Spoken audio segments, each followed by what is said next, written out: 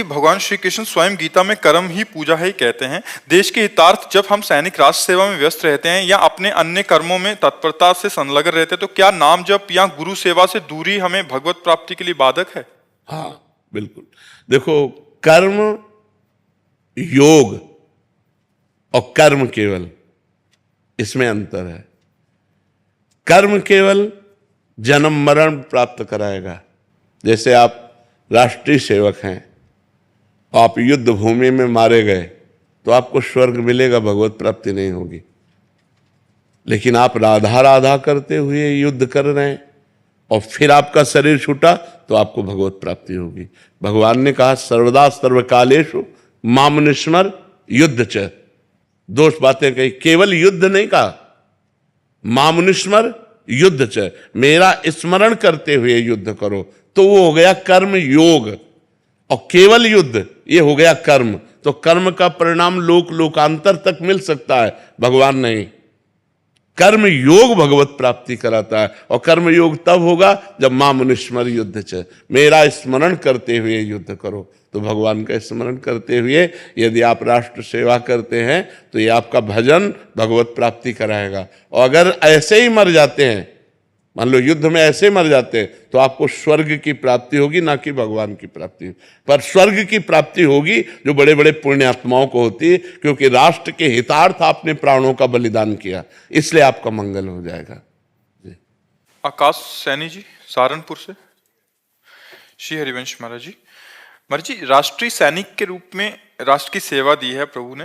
गुरुदेव ये कह रहे हैं कि घर से काफी समय दूर रहना पड़ता है। इस अवस्था में ना तो हम विरक्त हैं ना पूर्ण ग्रस्त हैं, कार्य के चलते पूर्ण अष्टयाम सेवा नहीं हो पाती, बस आपके बल से नियम पूर्ण कर लेता हूं। तो ऐसे में महाराज जी हमें भी निकुंज की प्राप्ति हो जाएगी? अभी पीछे वाले बैच में एक आर्मी के अधिकारी ने प्रश्न किया था, बिल्कुल ठीक ऐसा ही प्रश्न है। देखो, भगवान की प्राप्ति भगवान के स्मरण से होती है, किसी कर्म से नहीं होती। इसलिए भगवान ने दो बातें कही अर्जुन जी को, मामनुस्मर युद्ध च। अर्जुन, तुम मेरा स्मरण करते हुए युद्ध रूपी पूजा करो। तो जैसे आप राष्ट्र सेवा में हो और आप भगवान का स्मरण नहीं करते हो, आप युद्ध में मारे जाते हो, तो आपको स्वर्ग मिलेगा। कुछ समय तक पुण्य भोग भोगोगे, फिर मृत्यु लोक में जन्म होगा।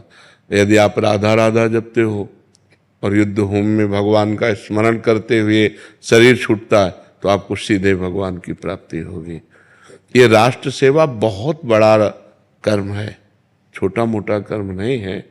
क्योंकि अपने परिवार से दूर लगभग प्राय व्यापारी भी कई दिनों के लिए हो जाते हैं, विदेश में जाना है, कई मतलब बहुत ऐसे डिपार्टमेंट हैं जो हर समय परिवार में ही थोड़ी रहते हैं, परिवार से दूर रहते हैं। और प्राणों का कभी भी किसी का भी योग हो सकता है, किसी भी कारण से, या मृत्यु कभी भी किसी की कैसे भी हो सकती है। तो हमको अपने कर्तव्य पर ध्यान देना है।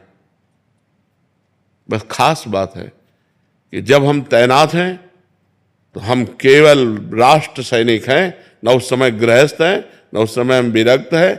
हम अपने प्राणों का बलिदान करके अपने राष्ट्र की रक्षा में हैं, अपनी निष्ठा में हैं। बस इसी से काम होता है।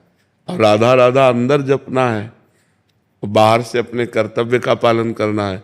तो जो एक विरक्त सन्यासी को भगवत प्राप्ति होती है, वही एक राष्ट्र सैनिक को भगवत प्राप्ति होगी, या किसी गृहस्थ को भी होगी। यदि वो गृहस्थी में रहते हुए अपने कर्तव्य का पालन करता है और भगवान नाम जप करता है, तो उसे वैसे ही भगवान की प्राप्ति होगी।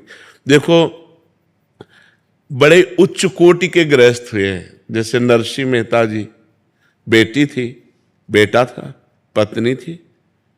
पीपा जी पत्नी थी, राजा थे। अम्बरीश जी बड़े उच्च कोटि के गृहस्थ हुए हैं। तो क्या वो पत्नी सेवन नहीं करते थे, या भोजन नहीं करते थे, या राजवैभव का, सब बिल्कुल एक गृहस्थ जैसा करते थे, लेकिन धर्म से करते थे और भगवान का स्मरण करते हुए करते थे और भगवान को समर्पित थे। इसी से उनको भगवत प्राप्ति हो गई। तो ऐसा आप भी करें, भगवान को समर्पित हैं, राष्ट्र सेवा में हैं, नाम जप कर रहे हैं। जब घर गए तो भरपूर प्यार परिवार वालों को दिया, और जब तैनात हैं तो राष्ट्र की सेवा के लिए बिल्कुल निर्मोही होकर, राष्ट्र के सामने कुछ नहीं, तो बस फिर भगवत प्राप्ति हो जाएगी।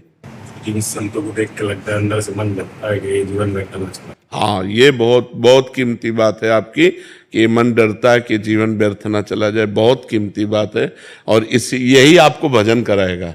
यही जो आपके अंदर प्रश्न है कि जीवन कभी व्यर्थ ना चला जाए, ये आपको सच्चे मार्ग में चलाएगा, भजन कराएगा। ये जिसके जीवन में आ गया प्रश्न कि मेरा जीवन व्यर्थ ना चला जाए, वो अच्छी कमाई करके जाएगा यहाँ से।